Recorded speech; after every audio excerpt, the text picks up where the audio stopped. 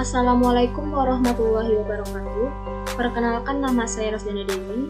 Saya dari Fakultas Ilmu Pendidikan, Program Studi Pendidikan Ekonomi kelas B semester 2. Di sini saya akan membawakan materi tentang riba dalam Islam. Yang pertama, pengertian riba. Pengertian riba. Riba adalah sebuah ketentuan nilai tambahan dengan melebihkan jumlah nominal pinjaman saat dilakukan lunasan. Adapun besaran bunga tersebut mengacu pada suatu persentase tertentu yang dibebankan kepada peminjam. Secara etimologi atau bahasa, dalam bahasa Arab, riba adalah kelebihan atau tambahan. Adapun kelebihan tersebut secara umum mencakup semua tambahan terhadap nilai pokok utang dan kekayaan. Sementara itu, dari segi terminologi atau makna istilah, pengertian riba adalah nilai tambahan atau pembayaran utang yang melebihi jumlah utang dan telah ditentukan sebelumnya oleh salah satu pihak. Selanjutnya, dasar hukum riba. Riba adalah salah satu hal yang sangat dilarang pada agama Islam. Di dalam Al-Quran dan hadis sudah ditetapkan bahwa dasar hukum riba jelas diharamkan. Islam dengan tegas melarang umatnya untuk melakukan transaksi jual beli dan utang piutang jika di dalamnya mengandung riba.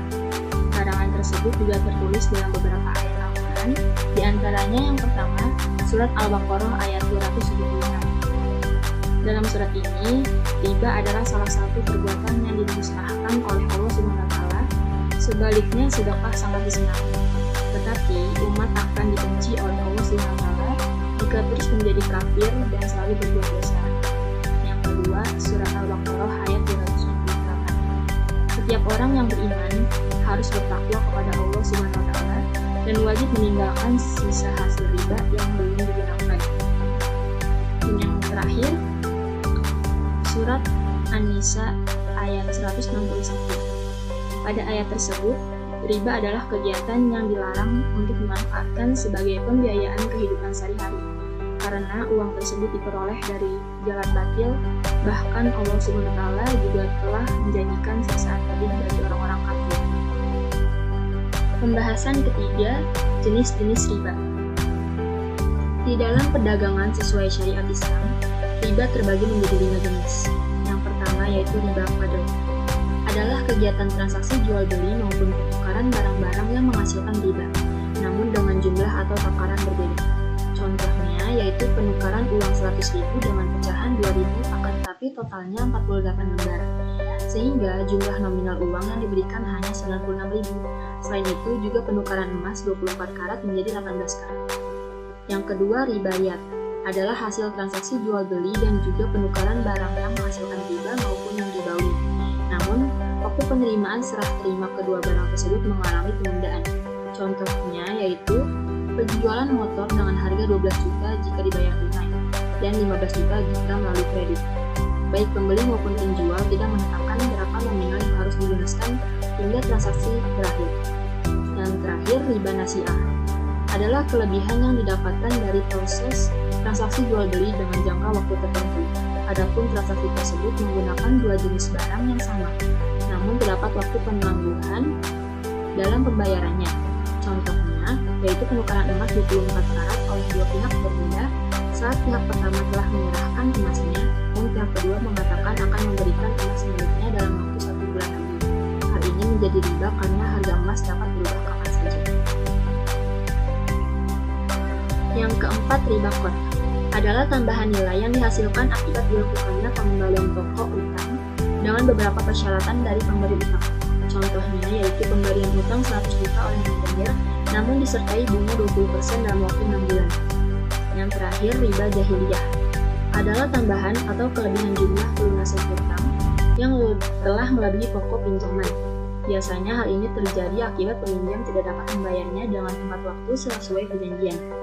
Contohnya yaitu peminjaman uang sebesar 20 juta rupiah dengan ketentuan waktu pengembalian 6 bulan. Jika tidak dapat membayarkan secara tepat waktu, maka akan ada tambahan utang dari total pinjaman. Pembahasan yang terakhir yaitu cara menghindari riba. Riba adalah perbuatan wajib untuk Anda hindari pada kehidupan sehari-hari, khususnya bagi seorang umat muslim. Nah, berikut ini beberapa tips yang akan membantu kita dalam mencegah riba. Yang pertama, memahami bahaya dari perbuatan riba. Di dalam Al-Quran, yaitu pada surat An-Nisa ayat 161, telah dijelaskan bahwa Allah SWT akan memberikan ganjaran berupa siksaan yang pedih kepada orang-orang yang makan hasil riba, karena uang tersebut diperoleh dengan cara tidak baik. Yang kedua, memindahkan tabungan ke bank syariah.